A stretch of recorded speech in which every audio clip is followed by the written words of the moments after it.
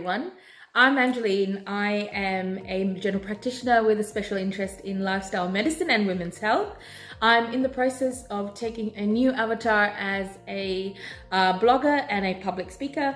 My website, lifestylemedico.wordpress, goes live on the 26th of November, so do catch me there. Thank you, Addy from Addy J Choreography, for giving me the opportunity to speak today. Also, I would like to congratulate Addy J Choreography on this amazing and much needed venture with Foodbank Victoria. What is emotional eating? So emotional eating is a practice of responding to your feelings or emotion with food. So that is something that we're all guilty of at some time or some point in our life. So what you can do is, when you're feeling frustrated, when you're feeling emotional, anxious, depressed, try, like I said, to step back first and identify that emotion and go to other ways of kind of dealing or coping with it. Find better coping mechanism, record them, write them down.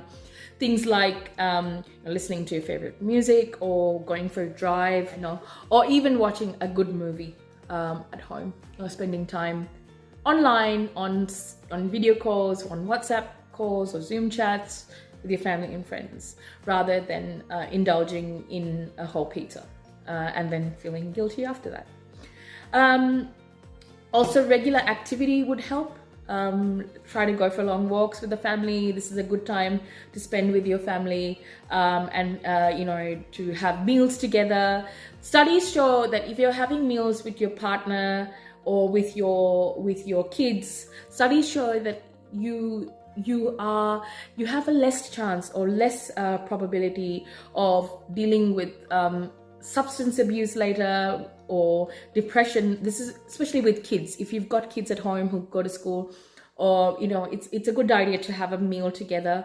It doesn't always have to be dinner. Sometimes it's not feasible. Even a snack, have it together as a family, and it's a good place to talk about things, about how the day went and how work went. So that's a really, really good idea. Also, things like helping learning a new skill, like many of us are doing during this lockdown. We saw the Dalgona coffee go on. People have taken hobbies. It's fantastic. It's amazing. It really, really helps. With things like this, with all this, this chaos and madness that's going on around. Practice mindful eating. How many of us do mindful eating? This is what all of us do. We turn the TV on, sit in front of the TV, and chomp the food down. Well, that's not healthy. We make such delicious food. We put so much effort into the food. Sit down quietly, turn the devices off, sit with your family and eat your food slowly. Devour it. Feel, enjoy the smell of the food, enjoy the taste of the food, the texture of the food. Eat slowly. That's really, really important. And check in yourself often. Think, it's a good idea. I know I'm very big on journaling, and probably said this word a million times during this video, but it's very, very important that you keep a journal if you're struggling with emotional eating or any sort of eating disorder. Keep a journal about how you feel, what your aims are for the day, and what made you feel better, and how did the emotional eating feel like for you. What were the feelings that ran through your mind after you binged? So these are simple tips that can really help. Awareness is the key, and that's what I'm trying to create.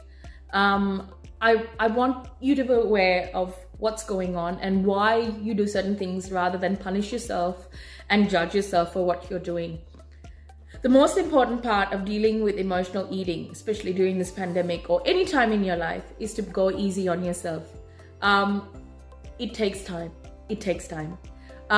You develop this habit over time, so it'll be over time that you'll be able to kind of de-learn these habits. So give yourself time, give yourself space, and be non-judgmental with yourself. Take it one day at a time. Don't beat yourself up if you've binged or you've emotionally eaten. Learn from those mistakes, journal them, write down tactics that you think you could do that are comfortable, that you are comfortable with. Something that works for me might not work for you. See what works for you and then do those things.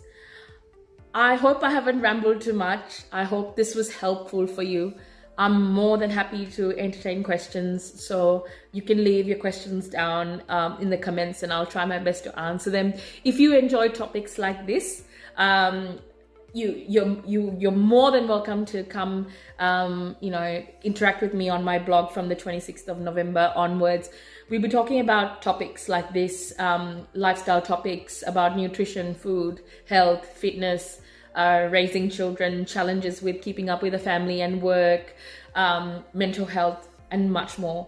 I mean, my aim is to bridge the gap between nutrition, health, fitness, and patient education, and bridge it with mainstream medicine, so you have a better understanding of what's going on and why we advise certain things rather than just take our word for it. I will be linking studies that support what I'm writing about, so you can go check them out yourself if you want, or read the more abridged, summarized versions that I put in my blog. Thank you for listening to me. I hope to catch you soon in my blog. Take care, guys, and hopefully we can all get through this pandemic, and I'm sure we'll be fine. Hang in there, guys. All the best. Take care.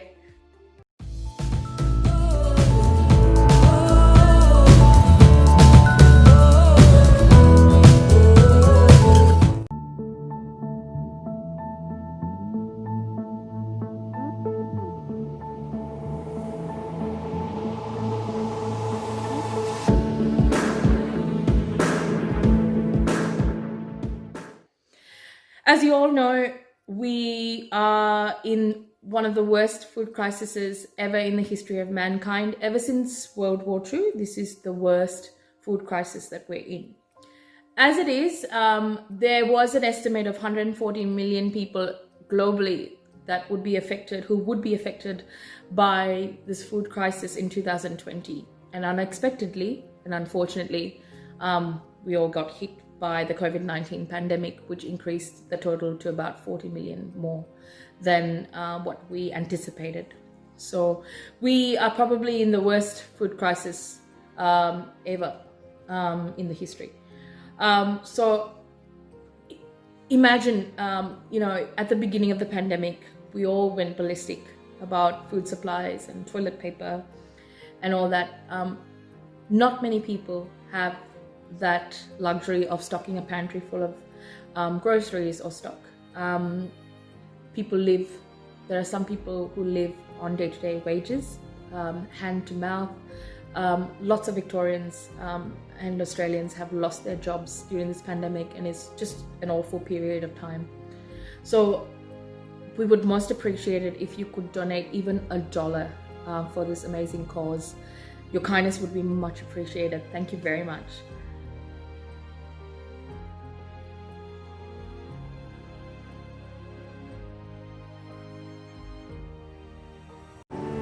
Somos las raíces que nutren. 每一位粮食英雄都发挥着重要作用。 Nous devons nourrir le monde. È giunto il momento di risollevarsi. Together, we can make a difference. To lives and communities everywhere. Нам нужна устойчивая продовольственная система. لأن مصيرنا واحد.